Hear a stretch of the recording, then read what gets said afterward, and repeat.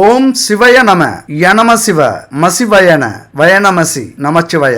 என் அன்பு கும்பராசி நண்பர்களுக்கும் தோழிகளுக்கும் பிள்ளைகளுக்கும் பெரியோர்களுக்கும் வணக்கம். இந்த வீடியோல மிக முக்கியமான 4 கிரகங்களை பத்தி பார்க்க போறோம். மொத்தம் 9 கிரகமாச்சு அப்படின்னு நீங்க கேட்கலாம். 9 கிரகமாக இருந்தாலும் நம்ம வாழ்க்கையில இந்த 4 கிரகங்களும் மிக மிக முக்கியமான தாக்கத்தை ஏற்படுத்தக்கூடியது. நம்ம பிறக்கும் போது கிரக அமைப்புகள் எப்படி வேணாலும் இருக்கலாம். ஆனா நம்ம வாழ்ற வாழ்க்கையில ஒவ்வொரு கிரகமும் ஒவ்வொரு தாக்கத்தை நம்ம மேல செலுத்திக்கிட்டே இருக்கும். கோச்சார அடிப்படையில பலன்களை கொடுத்து கொண்டிருக்கிற இந்த 4 கிரகமும் துன்பங்களை எப்படி கொடுக்குது, இன்பங்களை எப்படி கொடுக்குது, என்னென்ன செய்ய போகுது, உங்க வாழ்க்கையில சந்தோஷத்தை அனுபவிக்கணும் அல்லது வாழ்க்கையில தொழில முன்னேறணும், குடும்பத்துல மகிழ்ச்சி இருக்கணும், கடன் பிரச்சனை தீரணும், இன்னும் சொல்ல போனா பணம் நமக்கு வாழ்க்கையில கொட்டணும், சுயமரியாதையோட வாழணும், கௌரவமா வாழணும், அதாவது பூனை மாதிரி இல்லாம சீறி வர்ற கால மாதிரி நம்ம வாழ்க்கையில எப்பொழுதுமே இருக்கணும் அப்படின்னு எல்லாருக்குமே இந்த ஆசைகள் இருக்கும். அப்ப இந்த 4 கிரகங்களுடைய தாக்கம் இந்த ஆசைகளுக்கு மிக மிக முக்கியமானது. இந்த 4 கிரகங்கள் தான் இந்த அத்தனை ஆசைகளையும் நமக்கு நிறைவேற்றக்கூடிய கிரகம். அதனால இந்த வீடியோ மிக முக்கியமான வீடியோ. கடைசி வரைக்கும் ஸ்கிப் பண்ணாம பாருங்க. உங்க வாழ்க்கையை புரட்டி போடக்கூடிய வார்த்தைகள் எங்க வேணாலும் இருக்கலாம். அதனால கடைசி வரைக்கும் பாருங்க. அதுக்கு முன்னாடி ஒரு விளம்பரத்தை பத்தி பார்க்கலாம். குட் பேபி இன்னைக்கு எந்த பொருளை எடுத்தாலும் கலப்படம், டூப்ளிகேட், ரசாயனம், தரம் குறைவான பொருட்கள் தான் அதிகமாக நமக்கு கிடைக்குது. நம்ம உடல்நலத்தையும் கெடுத்துக்கிட்டு இருக்கு. அது பூஜை பொருட்கள்லயும் இருக்கு, அங்கேயும் விட்டு வைக்கல. நம்ம வீட்டுக்கு தேவையான பூஜை பொருட்களை தரமா இயற்கையா கலப்படம் இல்லாம வாங்கணும் அப்படின்னு நினைச்சீங்கன்னா இந்த குட் பேபி நம்பருக்கு கால் பண்ணுங்க. 9043688626 தொடர்பு கொண்டீங்க அப்படின்னா இவங்கள்ட்ட புதுமையான பூஜை பொருட்கள், இந்த காலத்துக்கு தேவையான அத்தனை பொருட்களும் இருக்கு. யாருமே இதுவரைக்கும் தயாரிக்காத 9 வகையான பூஜை பொருட்கள் கலந்த பச்சரிசி கோலமாவு கட்டி, கோலமாவு பச்சரிசியால் அரைச்சி பயன்படுத்துவோம். அதை இவங்க கட்டியா ரெடி பண்ணி தராங்க.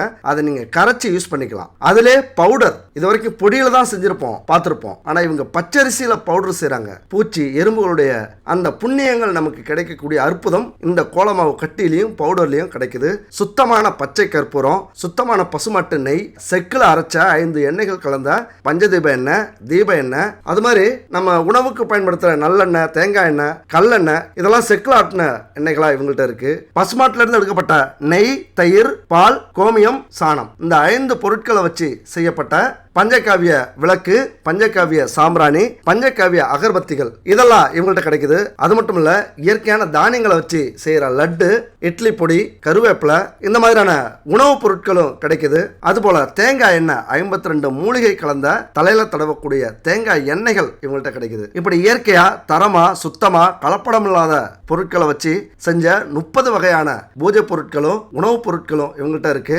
வாங்கி பயன்படுத்திங்க.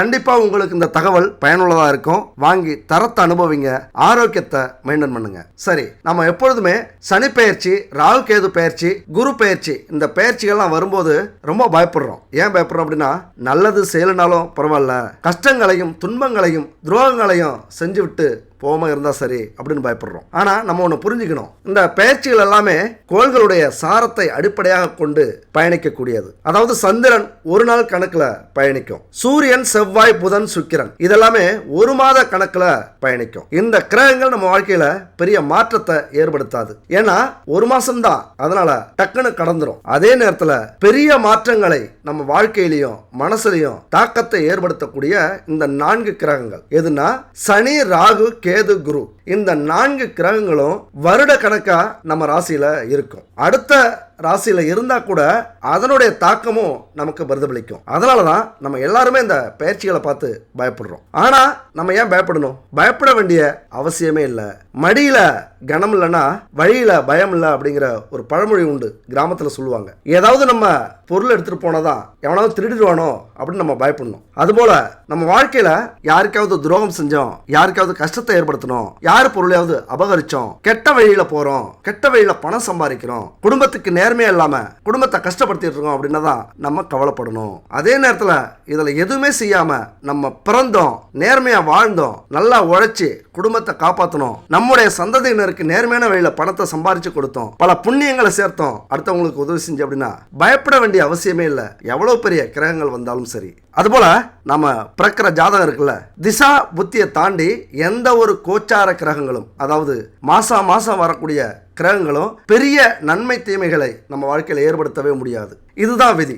ஆனாலும் இந்த அடிக்கடி மாறக்கூடிய கிரகங்கள் இருக்குல்ல, அந்த கிரகங்கள்ல நமக்கு ஏதாவது கஷ்டங்களை ஏற்படுத்தினா அதை நம்மளால சரி பண்ண முடியும். அதாவது அந்த விதியையே நம்முடைய மதியால மாற்றிக்கொள்ள முடியும் அப்படிங்கிறது தான் விதி. நம்ம பிறக்கும் போது நம்ம தலையில ஸ்ட்ராங்கா எழுதி வச்சிருந்தாலும் நம்ம வாழ்ற வாழ்க்கையில நம்முடைய புத்தியையும் சிந்தனையையும் உடல் உழைப்பையும் பயன்படுத்தி எப்படி வாழ்க்கை நடத்துறோம் அதை பொறுத்து நம்முடைய விதி மாறக்கூடியதாக இருக்கலாம். அது நம்ம கையில இருக்கு. விதி இறைவன் கையில இருந்தாலும் அதை வெற்றி கொள்ளக்கூடிய மதி நம்ம கையில இருக்கு, நம்ம உடம்புல இருக்கு. அதனால கிரக மாற்றங்களுக்கு ஏற்ப நம்முடைய செயல்பாடுகளை மாத்திக்கிட்டோம் அப்படின்னா பெரிய துன்பங்களிலிருந்து, பெரிய கஷ்டங்களிலிருந்து, பெரிய பிரச்சனைகளிலிருந்து நம்ம தப்பிச்சுக்கலாம். பெரிய யோக பலன்களையும் அதிர்ஷ்டங்களையும் பெற்றிடலாம். எந்த பயிற்சி நடந்தாலும் பயம் இல்லாம தைரியமா எப்பொழுதுமே நீங்க இருங்க. குலதெய்வத்தை வழிபடுங்க. எப்பொழுதுமே வீட்லயும் சரி 3 மாதங்களுக்கு ஒரு முறை குலதெய்வ கோயிலுக்கு போங்க. வருஷத்துக்கு ஒரு முறை பூஜை பண்ணுங்க. குலதெய்வத்தை கையில பிடிச்சிங்க. அதுபோல உங்களால என்ன செய்ய முடியுமோ அடுத்தவர்களுக்கு உதவி, உங்களது வருவாய்க்கேற்ற, உங்கள்கிட்ட இருக்கிற பொருளுக்கேற்ற தான தர்மங்களை செஞ்சு இல்லாதவர்களுக்கு கொடுத்து, ஏழைகளுக்கு கொடுத்து, முடியாதவர்களுக்கு உதவி செஞ்சு புண்ணியங்களை சேருங்க. அடுத்தவங்களுக்கு துன்பம், துரோகம், புறம் பேசுறது இது எல்லாமே உங்க வாழ்க்கையில எப்பொழுதுமே வச்சுக்காதீங்க. அடுத்தவங்களுடைய பொருள், சொத்து, துணை, அதாவது கணவனையோ மனைவியையோ பறிக்கிறது கிரகங்களை பொறுத்த வரைக்கும் இது பெரிய பாவ செயல். அது மட்டும் இல்ல, புறம் பேசுவது அதை விட பெரும் பாவ செயல். புறம் பேசுவது அப்படின்னா ஒருத்தரை பத்தி தப்பா பரப்புறது, ஒருத்தவங்களை பத்தி புரளி சொல்லி அவங்களையும் அவங்களுடைய குடும்பத்தையும் கெடுக்கிறது, பெரும் பிரச்சனை உருவாகி பிரிவை ஏற்படுத்துறது. இது மிகப்பெரிய பாவ செயல் அப்படின்னு கர்மா சொல்லுது. எப்படி கர்மா சொல்லுது அப்படின்னா, ஒரு குட்டி கதை சொல்றேன் இதுக்காக. ஒரு ஊர்ல ஒரு ராஜா இருந்தாராம். அவர் ஒரு போர்ல வெற்றி பெற்று ஊர்ல தானம் செய்யறார் மக்களுக்கு. அப்ப சமைச்சுக்கிட்டு இருக்கும்போது ஒரு பருந்து அந்த நேரத்துல ஒரு பாம்பை கவ்விக்கிட்டு இறைக்காக மேல பறக்குது. அந்த பாம்பிலிருந்து ஒரு துளி விஷம் அந்த உணவுல விழுந்துருது சாம்பார்ல. அப்ப உணவுல விழுந்து அதை சாப்பிட்ட மக்களுக்கு உடல்நிலை சரியில்லாம ஒரு 100 பேர் கிட்டத்தட்ட செத்துறாங்க. மற்றவங்கெல்லாம் மருத்துவரை பார்த்து சரி பண்ணிக்கிறாங்க. இப்ப சித்திரகுப்தன் குழம்புறாரு, இந்த பாவ கணக்கை யார் மேல சுமத்துறது, யார் கணக்குல எழுதுறது, இந்த பாவத்தை மன்னர் பேர்ல எழுதுறதா, தர்மம் செய்யணுங்கிற நல்லெண்ணத்துல தான் சாப்பாடு செஞ்சார், அவர் மேல குத்தல்ல. அந்த பருந்து இறைக்காக தான் பாம்பை தூக்கிட்டு போகுது, அது மேலேயும் குத்தல்ல. பாம்பினுடைய விஷம் அதுவா இறங்குது, அது வேணும்னேவும் அந்த சாப்பாட்டுல போடல. யாரு மேல இந்த பாவ கணக்கை எழுதுறது அப்படிங்கிறது குழப்பம் சித்திரகுப்தனுக்கு வந்துருச்சு. உடனே சிவனை பார்க்க போறாரு. எனக்கு குழப்பமா இருக்கு சிவபெருமானே அப்படிங்கிறார். பொறுத்திரு சித்திரகுப்தா, ஒரு ஜீவன் வரும் அப்படிங்கிறார். காலங்கள் போகுது. அந்த மன்னருடைய வீதி முனையில ஒரு அம்மா பூ வித்துக்கிட்டு இருக்கு. அப்ப நிறைய பேர் அந்த அம்மாவை பார்த்து மன்னருடைய தர்மம் செய்யற இடம் எங்க இருக்கு அப்படின்னு கேக்குறாங்க. அதுக்கு அந்த அம்மா சொல்லுது, அப்பா சாப்பாடு வேற எங்கேயாவது போய் சாப்பிடுங்க, அங்க போய் சாப்பிடாதீங்க. வரவங்க எல்லாம் மன்னர் விஷம் வச்சு கொள்றாராம். இப்போ கூட 100 பேர் இறந்துருக்காங்க, மக்கள் செத்துட்டாங்க விஷம் வச்சு, அதனால வேற எங்கேயாவது போய் சாப்பிடுங்கப்பா அப்படிங்கிறாரு. இதை கேட்டு பயந்து அவங்களும் போயிடுறாங்க. இப்படியே காலங்கள் ஓடுது. அப்ப சித்திரகுப்தனை சிவன் கூப்பிடுறாரு. சித்திரகுப்தா, நீ கேட்டியே, இப்ப எழுதிக்க யார் கணக்குல இந்த பாவத்தை எழுதுறது அப்படின்னு. அப்ப இந்த பாவ கணக்கை யார் கணக்குல எழுதினாரு இந்த வீடியோட கடைசியா நம்ம பார்க்கலாம். இப்ப குரு பகவானை பத்தி பார்க்கலாம். குரு பகவான் இந்த காலகட்டத்தில் கோல்சார் அடிப்படையில் என்ன பலனை உங்களுக்கு கொடுத்து கொண்டிருக்கிறார். அப்ப தைரியஸ்தானத்திலிருந்து சுகஸ்தானத்திற்கு மாறி இருக்கிறார். அப்ப ஆயுள் ஸ்தானம், தொழில் ஸ்தானம், விரயஸ்தானம் இதை பார்த்துக்கிட்டு இருக்கார். பார்வை இருக்கிற இடத்தை விட குரு பகவானுக்கு பார்க்கிற இடம் சிறப்பான பலனை பெறும். ஆனா அவர் நிக்கிற இடம் எப்படி இருக்கும் அப்படின்னு பார்த்தோம்னா சுகஸ்தானத்துல இருக்கிறார். அதனால கணவன் மனைவிக்கு இடையே பெரிய பிரச்சனை இருக்கும்போது அதை கண்டுக்க மாட்டார். ஏன்னா அவருடைய பார்வை பலன் விழுதுல ஆயுள் ஸ்தானம், தொழில் ஸ்தானம், விரயஸ்தானத்துல அங்கதான் அவருடைய பார்வைகள் இருக்கும். அதனால குடும்பத்துல நடக்கிற பிரச்சனைகளை அவர் கண்டுக்க மாட்டாரு. அப்ப நீங்க தான் அதை சரி பண்ணிக்கணும், அனுசரிச்சு போகணும். கணவன் மனைவிக்கிடையே இருக்கிற பிரச்சனைகள் அதிகரிச்சாலும் அதிகரிக்கலாம், அதை சரி பண்ணிக்கங்க. கவனமா இருங்க அந்த விஷயத்துல. உடல் ஆரோக்கியத்துல பார்த்து இருக்கணும். அதுபோல மனசை அலைபாய விடக்கூடாது. இங்க சுகஸ்தானத்துல இருக்கிறார். அப்ப சுகங்களுக்கான பிரச்சனைகள் ஏதாவது இருந்தா அதை அதிகப்படுத்தவும் மாட்டாரு, அதை குறைக்கவும் மாட்டார். ஏன்னா அவருக்கான முன்னேற்றம் எங்க இருக்கு, அவர் எதை பார்த்து கொண்டிருக்கிறார் அப்படின்னா ஆயுள், தொழில், விரயஸ்தானம். அப்ப சுகஸ்தானத்துல இருக்கும்போது உடல் நல பிரச்சனை, குடும்ப நல பிரச்சனை, குழப்பங்கள், எதெல்லாம் குழப்பம் வருதோ, எதெல்லாம் நம்மளுடைய உடம்பு கெடுக்குதோ அதையெல்லாம் நம்ம கவனமா பார்த்துக்க வேண்டியது நம்ம பொறுப்பு. வேலைக்கு சாப்பிடணும், டென்ஷன் ஆகக்கூடாது. டென்ஷன் ஆகி குழப்பம் வந்து அதனால பெரிய பிரச்சனையை நம்ம உருவாக்கிக்க கூடாது. அதுதான் இப்ப இருக்கிற இடத்தோடைய பலன். அதுபோல உறவு வழியில கொஞ்சம் அனுசரிச்சு போகணும். உறவுகள்கிட்ட பிரச்சனைகள் வரலாம். புதிய முயற்சிகளில் ஈடுபடுவீங்க, அப்ப அனுபவம் கிடைக்கும். அப்ப கும்பத்துல குரு இருக்கிறார். கும்பத்துல குரு இருக்கும்போது நல்ல ஆலோசனைகள் உங்களுக்கு கிடைக்கும். தொழில் சார்ந்த ஆலோசனைகள் கிடைக்கும். இப்ப அடுத்து பார்த்தோம்னா குருவின் பார்வை பலன்கள்.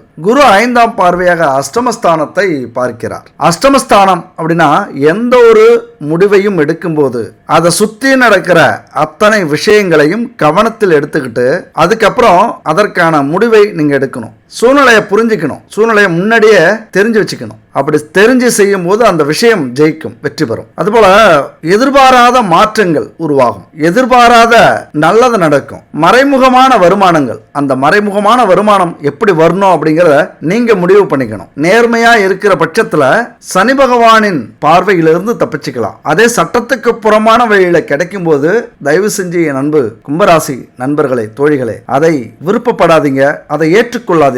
ஏன்னா இதெல்லாம் கர்ம வினைகளின் திருவிளையாடல் அப்படின்னு நீங்க நினைச்சுக்கணும், புரிஞ்சுக்கணும். இந்த விஷயத்துல ஏதோ ஒரு பாவக்கணக்கை தீர்க்கறதுக்காக இது மாதிரியான வாய்ப்பை சனி பகவான் கொடுக்கிறார். சட்டத்துக்கு புறம்பான, அநீதிக்கு புறம்பான, தவறான வழியில செல்வத்தை சேர்க்கக்கூடிய வாய்ப்பை கொடுக்கிறார் அப்படின்னு நீங்க நினைச்சுக்கலாம். ஒரு சின்ன எடுத்துக்காட்டுக்கு சொல்றேன். காவல்துறையும் சனியவும் பொருத்தி வச்சுக்கோங்க. காவல்துறை நம்ம மேல கண்ணு வச்சுட்டாங்க, ஒரு நாளாவது உள்ற வைக்கணும், அடிச்சு வெளுக்கணும் அப்படின்னு முடிவு பண்ணிட்டாங்க அப்படின்னா நீ எவ்வளவு பெரிய நல்லவராக இருந்தாலும், குற்றமே செய்யாத பொண்ணா இருந்தாலும், நீதிக்காக பாடுபடுறவங்களா இருந்தாலும் ஏதாவது ஒரு வகையில சிக்க வச்சிருவாங்க. ஏன்னா ஆதாரம் வேணும்ல.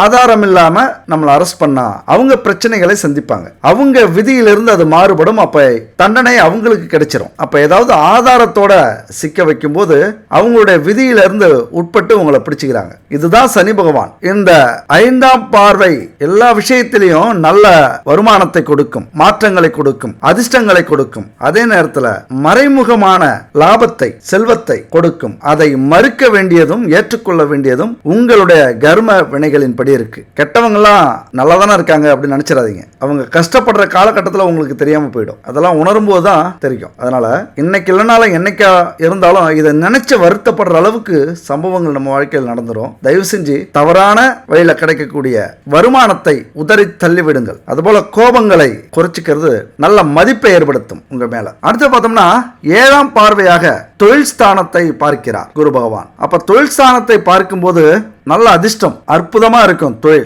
நல்ல வருமானத்தை இந்த காலகட்டத்தில் நீங்க உருவாக்கிட்டு இருக்கணும். லட்ச லட்சமா பணம் வரணும். உங்களுடைய கஷ்ட காலம் எல்லாம் தீரணும். கடன் பிரச்சனை தீரணும். குடும்பத்துல என்ன தேவையோ அதை வாங்கி போடுவீங்க, சந்தோஷப்படுத்துவீங்க குடும்பத்தை. பெண்களாக இருந்தா சொல்ல வேண்டாம். உங்களுடைய கௌரவத்தை இந்த காலகட்டத்தில் தொழில் மூலியமா, வேலை மூலியமா காப்பாற்றக்கூடிய காலகட்டம் இது. வியாபாரத்துல பொருட்களை சேர்த்துக்கிட்டே இருப்பீங்க. தயாரிக்கிறீங்க அப்படின்னா நிறைய பொருள் தயாரிப்பீங்க, வித்துக்கிட்டே இருக்கும். வேலையில சேர்ந்திருக்கீங்க, வேலை செஞ்சுட்டு இருக்கீங்க அப்படின்னா உங்களுடைய திறமை அற்புதமா வெளிப்படும். வேலையிலே பல சாதனைகளை படைப்பீங்க. உயர் அதிகாரிகள்கிட்ட பாராட்ட பெறுவீங்க. பல வாய்ப்புகள், பல பதவிகள், பல வருமானங்கள் பல வழியில உங்களுக்கு கிடைக்கும். இதெல்லாம் இல்லை அப்படின்னா அப்ப நீங்க முயற்சி பண்ணணும் அப்படின்னு அர்த்தம். எந்த ஒரு அறிகுறியும் தெரியல அப்படின்னு நினைச்சீங்கன்னா நீங்க முயற்சி பண்ணாம புது விஷயங்களை புது மாதிரியா தொடங்காம இருக்கீங்க அப்படின்னு அர்த்தம். முயற்சி பண்ணீங்க அப்படின்னா கண்டிப்பா ஒரு அற்புதமான வெற்றியை, செல்வத்தை, சந்தோஷத்தை இந்த காலகட்டத்தில் பார்க்கலாம். தொழில் ஸ்தானத்துல குருவின் பார்வை எல்லா நேரத்திலையும் கிடைக்காது. நம்ம நினைக்கும் போதுதான் கிடைக்காது. தொழில் ஸ்தானத்தை குரு பகவான் பார்க்கறது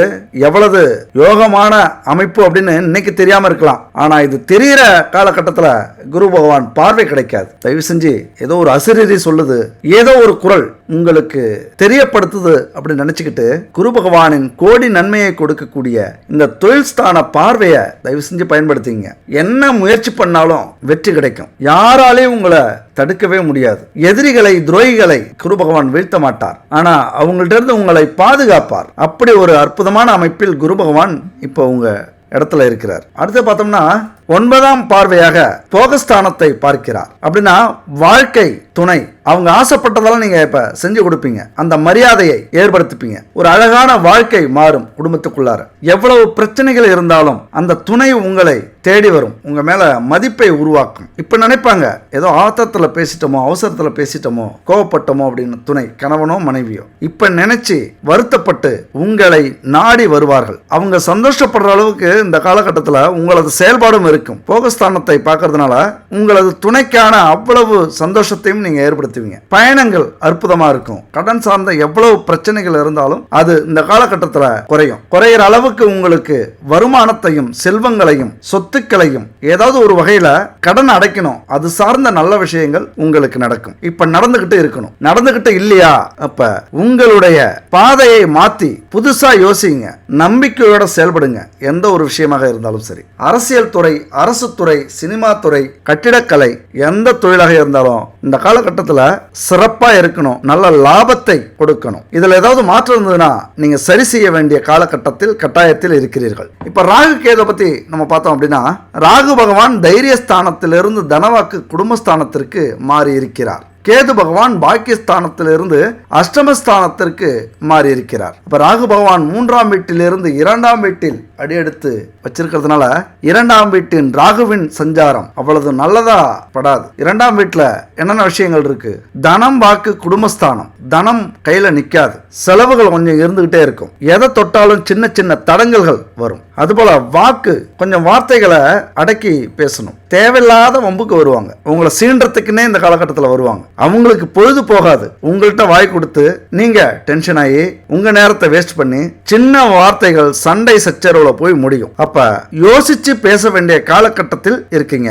தனம், வாக்கு, குடும்பஸ்தானம். அதேதான் குடும்பத்துல எங்க நீங்க வார்த்தைகளை பயன்படுத்தினாலும் ராகு பகவான் என்ன செய்யறார் அப்படின்னு நம்ம கண்டுபிடிக்க முடியாது. அது நல்லதுக்கும் நடக்கும், கெட்டதுக்கும் நடக்கும். நீங்க பேசுற பேச்சு உங்களை ஒரே நாள்ல உச்சிக்கு கூட கொண்டு போய் சேர்த்துரும். ஏன்னா ராகு பகவானுக்கு அவ்வளவு வலிமை உண்டு. அது எல்லாமே உங்களுடைய மூளையிலிருந்து உதிக்கக்கூடிய வார்த்தைகளை பொறுத்து இருக்கு. சிந்தித்து பேச வேண்டிய காலகட்டம். பாம்பு போல சேர்னீங்க அப்படின்னா வம்பு உங்களை தேடி வரும், அது பெருசாயிடும். அமைதியா எந்த ஒரு விஷயத்தையும் கடக்க முயற்சி பண்ணுங்க. கும்பராசிக்கு இருக்கிற பிரச்சனைகள் போதும். ஏன்னா ஜென்மசனியில வேற இருக்கும். என்ன நடக்கும்? ஜென்மசனி அப்படின்னா கோர்ட்டு கேஸ் வரைக்கும் போகும், ஊரை விட்டு ஓடணும், படாத அவமானம் படணும், தனிமையா துன்புறணும். அப்ப இங்க வாக்குஸ்தானத்துல இருக்கிற ராகுவால நம்ம ஏதாவது பேசி அவரை இழுத்து கொண்டு போய் சனி பகவான்கிட்ட கொடுத்துட போறார். மிக மிக எச்சரிக்கையோடு இருக்கிறது நல்லது. கோபப்பட்டீங்க அப்படின்னா நஷ்டம் யாருக்கு? எதிரிக்கு இல்ல, உங்களுக்கு தான். இந்த விஷயத்துல உறவுகள், நண்பர்கள், இவங்களாலே உங்களுக்கு இந்த பிரச்சனைகள் வரும். பணம் வாங்கிட்டு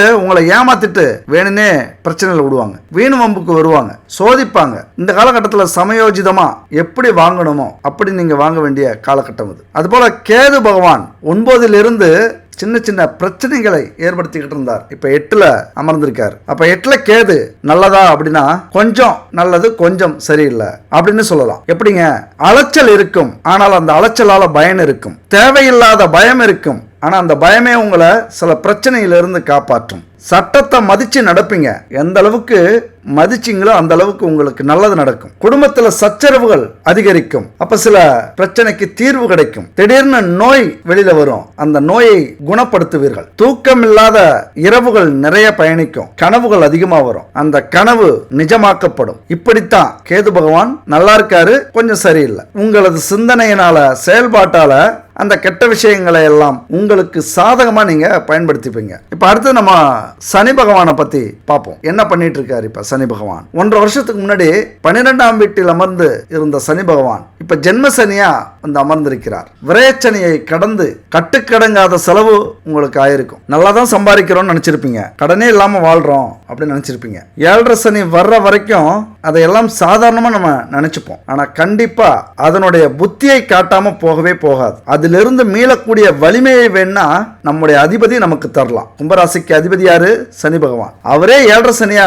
வந்திருக்கிறதுனால அதை தாங்கிக் கொள்ளக்கூடிய வலிமை நமக்கு கொடுக்கலாம். ஆனால் சோதிக்காம விடாது. சரியா? சனி பகவான் நம்ம வீட்டுல இருக்காரு அப்படிங்கிறதுனால நம்ம பாவங்களே செஞ்சிருந்தாலும் நமக்கு தண்டனை கிடைக்காது அப்படிங்கறதெல்லாம் இல்ல. இங்க வந்து அண்ணனா இருந்தாலும், தம்பியா இருந்தாலும், ரத்தமில்லாத உறவா இருந்தாலும் சரி, நியாயம் நியாயம்தான். அப்ப செய்த பாவங்களுக்கு தண்டனை உறுதி. ஆனா கைவிட மாட்டார், அவ்வளவுதான். விரேச்சனையா இருந்து பலவிதமான நெருக்கடிகளை கொடுத்திருப்பார். இதுக்கு முன்னாடி எதிர்பாராத செலவுகளை கொடுத்திருப்பார். இதெல்லாம் தேவையான செலவா நினைச்ச பார்க்கல அப்படின்னு புலம்ப வச்சிருப்பார். அது போய் இப்ப ஜென்மசனியா வந்து அமர்ந்திருக்கிறார். ஜென்மசனியில இன்னும் ஒரு படி மேல போய் ஜென்மத்துக்கு மறக்காத அனுபவங்களை கொடுப்பார். அதுக்குதான் இன்னொரு வகையில நம்ம சொல்லணும்னா ஜென்மசனி அப்படின்னு அர்த்தம். ஜென்மத்துக்கு நீ மறக்க மாட்ட அப்படின்னு சொல்லுவோம்ல சண்டையில, ஜென்மத்துக்கு மறக்க முடியாத பாடங்களை கற்றுக் கொடுப்பார். இந்த ஜென்மசனி காலத்துல நெருக்கடிகள், கஷ்டங்கள், துன்பங்கள், துயரங்கள், நோய், தொழில் பிரச்சனை, இப்படி அத்தனை விஷயங்களிலும்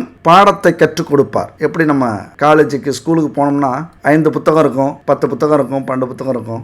இப்படி பல வகையான அனுபவ பாடங்களை சொல்லிக் கொடுப்பவர் இந்த சனி பகவான். அப்ப இந்த காலகட்டத்தில் இதையெல்லாம் புரிஞ்சுக்கிட்டு, இதையெல்லாம் தெரிஞ்சுக்கிட்டு நடப்பதெல்லாம் நன்மைக்கே, அதை மட்டும்தான் நீங்க செய்ய வேண்டியது. எந்த ஒரு எதிர்வினையையும் ஆற்றாதீர்கள். எதிர்வினை ஆற்றக்கூடிய ஒரே இடம் உழைப்பு தான். நம்ம வாழ்க்கைக்கு தேவையான விஷயத்துல கவனம் வச்சு உழைக்கிறது மட்டும்தான் நம்மளுடைய வேலை. மாயை நிறைய நடக்கும். அந்த மாயை நம்ம பிரச்சனையை கொண்டு போய் சிக்க விடும். யாராவது வீண் ஒம்பு இழுத்தாங்கன்னா ஏதோ ஆவி நின்று பேசிட்டு இருக்கு, நம்ம போயிடலாம் அப்படின்னு போயிட்டே இருங்க. யாராவது இடிச்சிட்டே போனாலும் ஏதோ உரசுனது மாதிரி இருக்கு அப்படின்னு நினைச்சிட்டு போயிட்டே இருங்க. நீ சரியா வேலை செய்யல அப்படின்னு உயரதிகாரிகள் திட்டுவாங்க.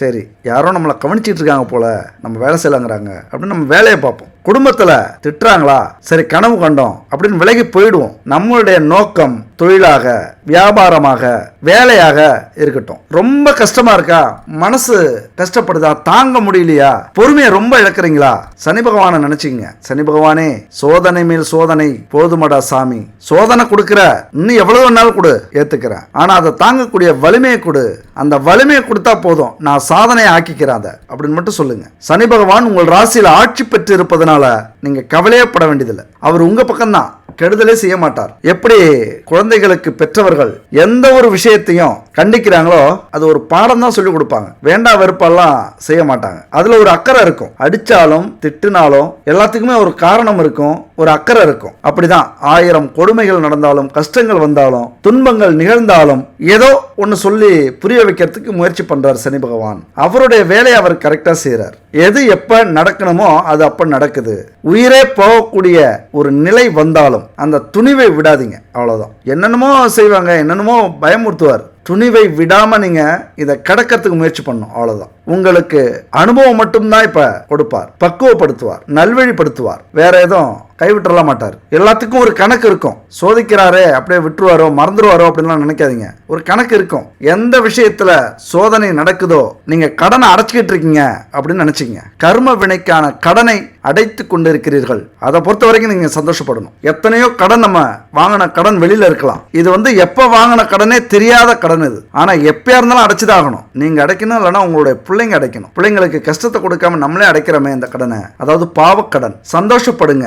எந்த ஒரு பிரச்சனைகள் கண்டிப்பா நடக்கும், ஜென்மசனியில கண்டிப்பா நடக்கும். அதன் குணத்தை காட்டாம இருக்கவே இருக்காது. ஏன்னா எப்போதோ அறிந்தும் அறியாமலும் தெரிந்தும் தெரியாமலும் செய்த சகல குற்றங்களுக்கு தண்டனை அதிகம் இல்லைனாலும் அவர் நியாயப்படி நடந்துக்கணும்ல, அதனால கொஞ்சமாவது கொடுப்பார். சரி, அவருடைய பார்வை எங்க இருக்கு? 3, 7, 10ஆம் இடங்களை பார்வையிடுகிறார். அப்ப 3, 7, 10 பார்வைனா என்ன நடக்கும் அப்படின்னா, அதாவது குரு பார்க்க கோடி நன்மை அப்படின்னு சொல்லுவோம். இங்க சனி பகவான் பார்க்க என்ன நடக்கும்? கர்ம வினைகள் தீரும், அவ்வளவுதான். இது எப்படி புரிஞ்சுக்கணும் அப்படின்னா, கோடி நன்மையும் கிடைக்கும், கொடுமையான தண்டனையும் கிடைக்கும், அவ்வளவுதான் வித்தியாசம். நம்ம அந்த இடத்துல இப்ப 3, 7, 10ஆம் இடத்துல அந்த பாவங்களுக்கான விஷயங்களை நம்ம எப்படி கையாண்டிருக்கோம் அதை பொறுத்து நமக்கான பலன் அமையும். எப்படின்னா, இப்ப 3ஆம் வீட்டை பார்க்கிறார். 3ஆம் வீட்டை பார்க்கறதுனால கடுமையா உழைச்சி முயற்சி பண்ணி ஒரு காரியத்துல இறங்கி அதுல தோல்விய பார்த்திருந்தீங்க அப்படின்னா இப்ப அந்த வேலையில வெற்றியை கொடுப்பார். அதே சமயத்துல ஒரு காரியத்துல இறங்கி நேர்மையா வெற்றி பெறாம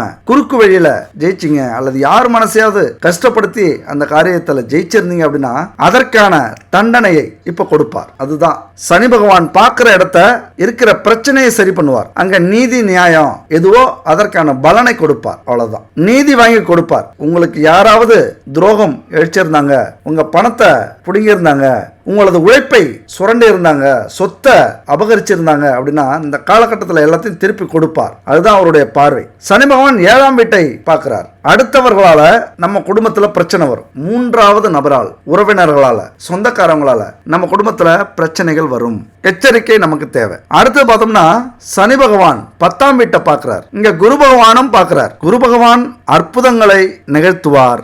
சனி பகவான் அதுல நியாயம் தர்மம் இருக்கா அப்படின்னு கணக்கு பார்ப்பார். குரு பகவான் அள்ளி கொடுக்க வந்த தெய்வம். சனி பகவான் ரைடுக்கு வந்த ஆபீசர். டாக்ஸ் எல்லாம் சரியா கட்டியிருக்கீங்களா, இது நியாயப்படி வந்ததா, புரியுதுங்களா? ஒரு சின்ன எடுத்துக்காட்டு தான் சொல்றேன். குரு பகவான் தொழில் ஸ்தானத்தை எப்படி பார்க்கறாரு, அதனால என்ன நடக்கும்? சனி பகவான் தொழில் ஸ்தானத்தை பார்க்கறாரு, இவர் என்ன செய்வார்? அவ்வளவுதான், சிம்பிள். குரு பகவான் அள்ளி கொடுக்க வந்திருக்கிறார் தொழில. சனி பகவான் நியாயமா சம்பாதிக்கிறீங்களா அல்லது வேலையில நியாயமா வேலை செய்றீங்களா, உங்க நிறுவனத்துக்கு, முதலாளிக்கு, மேனேஜருக்கு நியாயமா வேலை செய்றீங்களா, இந்த இடத்த தான் பார்க்கறார். இப்படிதான் பார்க்கறார், அவ்வளவுதான். ஒரு சிம்பிளா இதை நீங்க புரிஞ்சுக்கணும். இந்த நேரத்துல பார்த்துக்கிட்டு இருக்காரு. ஒருவேளை இதுக்கு முன்னாடி இதெல்லாம் புரியாம இருந்தா கூட இதுக்கு மேல இந்த 7.5 சனி முடிகிற வரைக்கும் முடிவு பண்ணுங்க.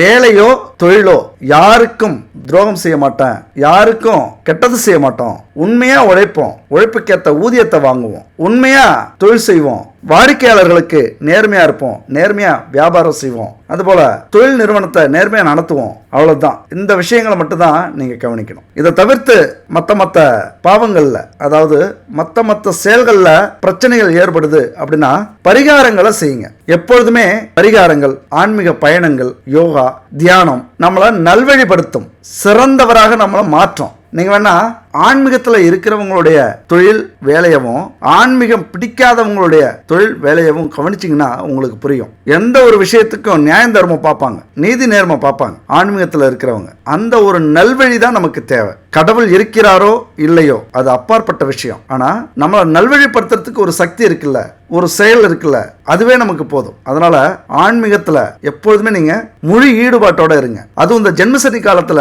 உங்களுடைய ஆன்மீகம் இன்னும் அதிகரிக்கும். கோவிலுக்கு போவீங்க, பூஜையை செய்யறதுக்கு விருப்பப்படுவீங்க, தொழில் செய்யற இடத்துல பக்தியா இருப்பீங்க.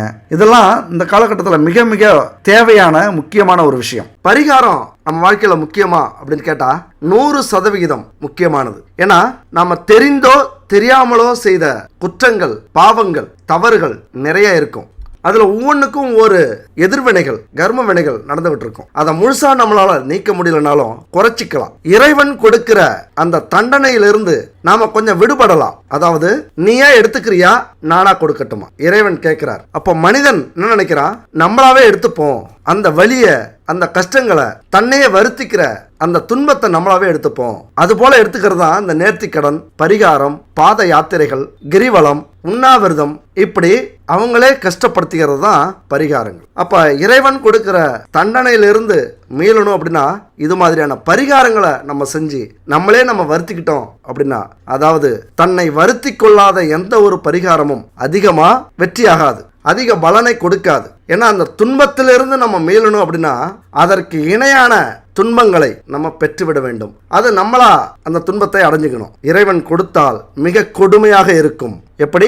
மிக மிக கொடுமையாக இருக்கும். ஏண்டாப்பா இந்த ஜென்மம் எடுத்தோம், இந்த மனித பிறவி ஏன் எடுத்தோம், நமக்கு ஏன் இப்படி வந்தது அப்படின்னு நம்ம நினைக்கணும். நோய், கடன் பிரச்சனை, கடன் மன உளைச்சல், கோர்ட்டு கேஸு, வம்பு வழக்கு, இப்படி பல துன்பங்களை நம்ம அனுபவிக்க வேண்டி வரும் கடவுளா கொடுக்கும்போது. அதனாலதான் இந்த பரிகாரங்களை நம்மளே செஞ்சோம் அப்படின்னா, நம்மளே அதற்கு இணையான வருத்தத்தை, உடலை வருத்திக்கிட்டோம் அப்படின்னா கண்டிப்பா பாவங்கள் குறையும், இறைவன் கொடுக்கக்கூடிய தண்டனைகள் குறையும். அப்ப சனி பயிற்சி, குரு பயிற்சி, ராகு கேது பயிற்சி இதெல்லாம் மிக முக்கியமானது நம்ம வாழ்க்கையில. ஏன் அப்படின்னா 1 வருஷத்துக்கு மேல இருக்கக்கூடியது. சனி பயிற்சிலாம் 2.5 ஆண்டுகள் நம்ம வாழ்க்கையில தொடர்ந்து இருக்கும். அதனால இந்த 4 கிரகங்களால ஏற்படக்கூடிய தோஷங்கள் மிக கொடுமையானது. திருமணம் தடைபடும், திருமணம் ஆனவங்களுக்கு குழந்தை பாக்கியம் தள்ளி போகும், நோய், தீராத நோய், கஷ்டங்கள், துன்பங்கள், அவமானங்கள், கௌரவ பிரச்சனை, துரோகங்கள், எதிரிகளுடைய தொல்லை, அதுபோல தொழில் முடக்கம், வேலை இல்லாம விரட்டப்படுறது, இப்படி பல துன்பங்களுக்கு ஆளாவும் நம்ம. அப்ப அந்த தோஷத்துக்கான பரிகாரமாக இந்த தோஷத்தை நீக்கக்கூடிய பரிகார ஸ்தலங்கள் இருக்கு. அங்க போய் வழிபட்டாலே பல கஷ்டங்கள் நமக்கு நீங்கும். அந்த பிரச்சனையிலிருந்து நம்ம விடுபடலாம். வழக்கமா வீட்டுல விளக்கேத்தி, கற்பூரம் ஏத்தி, அகர்பத்தி, சாம்பிராணி தூவி நம்ம கும்பிடுறது ஒரு பக்கம் இருந்தாலும் இது என்னைக்குமே வாழ்க்கையில பிரச்சனை இருக்கிறவங்க இதெல்லாம் வீட்டில் என்னைக்குமே செய்யுங்க. இதுக்கு பல நன்மைகள் உண்டு. மனம் நிம்மதி பெறும். எதிர்வினைகள், கெட்ட சக்திகள், கெட்ட எண்ணங்கள் இதெல்லாமே நம்ம வீட்டில இருந்து போகணும் அப்படின்னா எப்பொழுதுமே தீப தூபங்கள் நம்ம வீட்டில் நடைபெற்று கொண்டே இருக்கணும். அதுபோல பிரதோஷ காலத்துல குடும்பத்தோட கோவிலுக்கு போயிட்டு வாங்க, சிவாலயங்களுக்கு. ஏன்னா அங்க நவ கிரகங்கள் சிலை இருக்கும், அதை சுத்தி வாங்க. அதுபோல கருப்பு உளுந்து தானம் கொடுக்கலாம், எள்ளு கொள்ளு தானம் கொடுக்கலாம். இந்த 4 கிரகங்களுக்கும் இது ரொம்ப நல்லது. அப்ப இந்த காலத்துல நம்மளால எள்ளு கொள்ளு தானம் கொடுக்க முடியல, இந்த காலத்துல அதெல்லாம் சாத்தியமா அப்படின்னா அதுக்கு இன்னொரு வழி இருக்கு. லட்டுகள், எள்ளால செஞ்ச கொள்ளால செஞ்ச உருண்டைகள், இதை கொண்டு போய் நம்ம வயசானவங்களுக்கும் குழந்தைகளுக்கும் கொடுக்கும்போது அந்த பரிகாரங்கள் நிவர்த்தி ஆகும். இந்த பரிகாரத்தை எடுத்துங்க, சூப்பரான பரிகாரம். இந்த லட்டை வச்சு நான் அந்த பரிகாரத்தை சொல்றேன், நல்லா கேட்டுங்க. எவ்வளவு பிரச்சனை இருந்தாலும் அதை தீர்க்கக்கூடிய வலிமை இந்த பரிகாரத்துக்கு உண்டு. அதாவது குரு, சனி, ராகு, கேது இந்த பரிகார ஸ்தலங்களுக்கு போகணும். நீங்க காரைக்கால் மாவட்டம் திருநள்ளாறு சனி பரிகார தலம், இதுக்கு ஒரு நாள் போங்க. அதுபோல தஞ்சாவூர் மாவட்டத்தில் இருக்கிற தென்குடி திட்டை குரு ஸ்தலம், இதுக்கு ஒரு நாள் போங்க. அதுபோல கும்பகோணம் மயிலாடுதுறையில் இருக்கிற திருநாகேஸ்வரம் ராகு கேது கோவில், இதுக்கு ஒரு நாள் போங்க. ஸ்ரீ காளகஸ்தி ஆந்திர மாநிலத்தில் இருக்கிற ராகு கேது ஸ்தலம், இதுக்கு ஒரு நாள் போங்க. போகும்போது என்ன பண்றீங்க, சனி கோவிலுக்கு போறீங்க அப்படின்னா 108 எள்ளு உருண்டை, குரு கோவிலுக்கு போகும்போது 108 மஞ்சள் பூந்தி உருண்டை, அதுபோல ராகு கேது கோவிலுக்கு போறீங்க அப்படின்னா 108 கருப்பு உளுந்து உருண்டை, 108 கொள்ளு உருண்டை, இதை ரெண்டும் எடுத்துட்டு போங்க. எந்த கோவிலுக்கு வேணாலும் போகலாம். ஏன்னா ராகு கேது 2 பிரபலமான கோவில். திருநாகேஸ்வரத்தில் இருக்கிற கோவிலும் சரி, ஸ்ரீ காளகஸ்தி ஆந்திர மாநிலத்தில் இருக்கிற அந்த கோவிலுக்கும் சரி, ஏதாவது ஒரு கோவிலுக்கு போகலாம். இந்த 3 கோவில்லையும் இந்த உருண்டையை, எள்ளுருண்டை, பூந்தி உருண்டை, கருப்பு உளுந்து உருண்டை, கொள்ளுருண்டை, இந்த 4 உருண்டைகளையும் செஞ்சுட்டு போய் கோவிலில் இருக்கிற வயசானவங்களுக்கு, ஏழைகளுக்கு, குழந்தைகளுக்கு கொடுங்க. உங்களால் செய்ய முடியல அப்படின்னா இந்த நம்பருக்கு கான்டாக்ட் பண்ணுங்க. முன்னாடியே சொன்னோம், 90 43 68 86 26 இந்த நம்பருக்கு கான்டாக்ட் பண்ணி உங்களுக்கு எந்த உருண்டை வேணும்னாலும் சரி, பூந்தி உருண்டை, எள்ளு உருண்டை, நவதானியங்களோட உருண்டை இவங்க செஞ்சு தராங்க. எத்தனை ஆர்டர் கொடுத்தாலும் சரி இவங்கள்ட்ட ஆர்டர் கொடுங்க. தரமானதா, சுத்தமானதா, கலப்படம் இல்லாம இயற்கையான தானியங்களை வச்சு இவங்க செஞ்சு தராங்க. அது மட்டும் இல்ல, பூஜை பொருட்களும் இவங்கள்ட்ட இருக்கு, கேட்டு வாங்கிக்கிங்க. இதை எடுத்துட்டு போய் அங்க உள்ளவங்கள்ட்ட கொடுத்து அங்க இருக்கிற குரு பகவான், சனி பகவான், ராகு கேதுக்களை மனசார வேண்டிக்கிட்டு வாங்க. இந்த லட்டு தானம் அப்படிங்கிறது உங்க வாழ்க்கையில மிகப்பெரிய மாற்றத்தை ஏற்படுத்தக்கூடியது. ஒரு டைம் செஞ்சு பாருங்க. இந்த 4 கோவில்களுக்கும் 108 உருண்டைகள் நான் சொன்ன மாதிரி எடுத்துட்டு போய் செஞ்சு பாருங்க. எம்பெருமான் சிவபெருமான் எழுந்தருளி இருக்கிற தலங்கள் இது எல்லாமே. இங்க போய் வழிபட்டோம்னா சகல தோஷங்களும் விலகும் அப்படிங்கிறது ஐதீகம். எந்த தோஷத்தால ஏற்படக்கூடிய பாதிப்புகளும் நீங்கும், இறையருள் கைகூடும், இன்னல்கள் நீங்கும். அதனால இந்த பரிகாரத்தை நம்பிக்கையோட செய்யுங்க. அடுத்தது நம்ம அந்த கதைக்கு வருவோம். முன்னாடி சொன்னோம்ல, இந்த பாவத்தை யார் கணக்குல எழுதுறதுன்னு சித்திரகுப்தன் கேட்டாரு. அதுக்கு சிவன் பொறுத்திருக்க சொன்னாரு. உடனே இப்ப கூப்பிடுறாரு, சித்திரகுப்தா யார் கணக்குல இந்த பாவ கணக்கு எழுதுறது அப்படின்னு கேட்டீங்களா, 100 பேர் இறந்த பாவ கணக்க இப்ப அந்த பூக்காரி பேர்ல எழுதிக்கோ அப்படிங்கிறார். உடனே சித்திரகுப்தன் ஷாக் ஆகுறார். ஏன் அவங்க பேர்ல எழுதணும், அவங்களுக்கு தான் கணக்கு சரியா இருக்கே, அவங்க எதுவும் பாவங்கள் செய்யாம இருக்காங்களே. இல்ல, இப்ப செஞ்சிட்டாங்க. புறம் பேசி விட்டார்கள், பழி சுமத்தி விட்டார்கள். அந்த மன்னன் தான் விஷம் வச்சு மக்களை கொன்னாரு அப்படிங்கிற பழியை சுமத்திட்டாங்க. அதனால 4 பேர் அந்த மன்னன் கொடுக்கிற தானத்தை சாப்பிடாம போயிட்டாங்க. அந்த தானங்களால மன்னருக்கு கிடைக்கக்கூடிய புண்ணியங்கள் கிடைக்காம போயிடுச்சு. அதனால இந்த பூக்காரி மேல அந்த பாவ கணக்கை எழுதிவிடு அப்படிங்கிறாரு சித்திரகுப்தர். அதனாலதான் நம்ம வாழ்க்கையில எப்பொழுதுமே யாரை பத்தியும் கவலைப்படக்கூடாது, மற்றவங்களுக்கு பயந்தும் வாழக்கூடாது. யாரு எப்படி வேணாலும் வாழட்டும், அவர்களுக்கு விதிக்கப்பட்ட விதி அது, கர்மா பார்த்துக்கும். மற்றவங்களுக்கு நம்மளால செய்ய வேண்டியது என்ன தெரியுமா, உதவி மட்டும்தான். வாழ்ற வாழ்க்கையில நாம் அடுத்தவர்களுக்கு உதவி செய்யறோம் அப்படின்னா பிரபஞ்சம் தானே நமக்கு அடுத்தவங்களை உதவி செய்ய வைக்கும். அதனால சந்தர்ப்பம் கிடைக்கும் போதெல்லாம் உதவிகளை செய்யுங்க, தானங்களை செய்யுங்க. எந்த ஒரு பலனையும் எதிர்பார்க்காம செய்யுங்க. அதுவே உயர்ந்த செயல். இது மாதிரி செய்யும் போது நம்ம வாழ்க்கையில ஒரு மன நிறைவும் மகிழ்ச்சியும் உண்டாகும் பாருங்க. அதுக்கு இணை ஈடு எதுவுமே இல்லை. அதை விட்டுட்டு எதுக்கு அடுத்தவங்களை கவனிக்கணும், யார் எப்படி இருந்தா நமக்கு என்ன, கர்மா பார்த்துக்கும். எவ்வளதோ குற்றம் செய்தவன் நல்லா இருப்பான், அவன் நல்லா இருக்கிறானே, அவனுக்கு கர்ம கடன் எழுதப்பட்டு விட்டாச்சு, கண்டிப்பா அதை அனுபவிப்பான். நமது கடந்த காலம் நிகழ்காலத்தை தீர்மானிக்கிறது, நிகழ்காலம் எதிர்காலத்தை தீர்மானிக்கிறது. எவருக்கும் தம்முடைய விருப்பம் போல வாழ இறைவன் அனுமதி கொடுத்திருக்கிறார். வாழ்ற வரைக்கும் அடுத்தவர்களுக்கு உதவியாக இருப்போம் அப்படின்னு மட்டும் நம்ம தீர்மானிக்கிறது முக்கியம். அதனால அச்சப்பட வேண்டாம். இந்த கிரகம் அதை செஞ்சிருமோ, அந்த கிரகம் இதை செஞ்சிருமோ அப்படின்னு. அப்ப கர்ம வினைகள் படி நடக்கக்கூடிய இந்த வாழ்க்கையில போர்க்களத்துல சீறி வர்ற காளைகள் மாதிரி நம்ம எந்த துன்பங்களாக இருந்தாலும் நம்மளை அடக்கி ஆள முடியாது. நம்ம முடிவு செஞ்சோம்னா நம்ம தான் அடக்கி ஆளணும். அதனாலதான் மற்றவங்களுக்கு பயந்து மற்றவர்களை பார்த்து வாழ வேண்டிய அவசியமும் இல்லை நமக்கு. அவனுக்காக அப்படி வாழ்ந்து, இவனுக்காக அப்படி பேசி, அவனுக்காக அப்படி நடந்து, இவனுக்காக இப்படி நடிச்சு சப்பா முடியல. நமக்கு உதவி தேவைப்படுற நேரத்துல ஒருத்தனும் வரமாட்டான், ஒருத்தனும் இருக்க மாட்டான், எல்லாம் காண போயிடணும். அதனால தான் இந்த பிரபஞ்சத்தை புரிஞ்சுக்கிட்டா, நாம யாருன்னு தெரிஞ்சுக்கிட்டா, நம்ம கிட்ட இருந்து பயம் போயிட்டா, புதுசா நம்பிக்கை பிறந்துட்டா, இந்த பூமியில எனக்கு ராஜாவானா வாழுற, எதுவும் இல்லைன்னாலும் ஆளுற, ரகிட ரகிட ரகிட ஹே ரகிட ரகிட ரகிடன்னு போயிட்டே இருக்கலாம். இந்த கடவுள் நமக்காக 24 மணி நேரத்தை கொடுத்திருக்கிறார். ஆன்மீகம், நேர்மை, உழைப்பு, உதவி, இந்த நாளையும் வச்சுக்கிட்டு நம்ம திறமையை காட்டி எந்த அளவுக்கு உயர முடியுமோ அந்த அளவுக்கு உயருங்கள். அடுத்தவரோட ஒப்பிட்டு நம்ம பொன்னான நேரத்தை வீணடிக்க வேண்டாம். வாழ்க்கை எல்லாருக்கும் ஒரே மாதிரியான சந்தர்ப்பங்களையும் வாய்ப்புகளையும் கொடுக்காது. அப்படி கிடைக்கிற வாய்ப்பை இழக்காம பயன்படுத்திப்போம். வாழ்க்கை சிறப்பா அமையும். சரியான சந்தர்ப்பத்துல சரியான வாய்ப்பு கிடைச்சா நம்மளும் கோடீஸ்வரன் தான். யாருக்கு தெரியும், ஒரு நல்ல வாய்ப்பு நம்ம வாழ்க்கையை புரட்டி போடலாம். அதுக்காக காத்திருப்போம். அது பக்கத்துல தான் இருக்கு, பக்கத்துல இருக்கும். உங்க வாழ்க்கை ஒரு நாள் உங்களுக்கு பிடிச்சது மாதிரி மாறும். நீங்களும் கோடீஸ்வரனா மாறுவீங்க, புகழ் அடைவீங்க. அது வரைக்கும் காத்திருக்க பழகுங்கள். காய் கனியாகும் வரைக்கும் காத்திருங்கள். உங்க நேர்மையான உழைப்பு வெற்றியாகும் வரை காத்திருங்கள். என்னைக்கும் சிவன் இருக்க எவனுக்கும் பயப்படாதீங்க. நீங்கள் வெற்றி பெற என் மனமார்ந்த வாழ்த்துக்கள். நன்றி, வணக்கம்.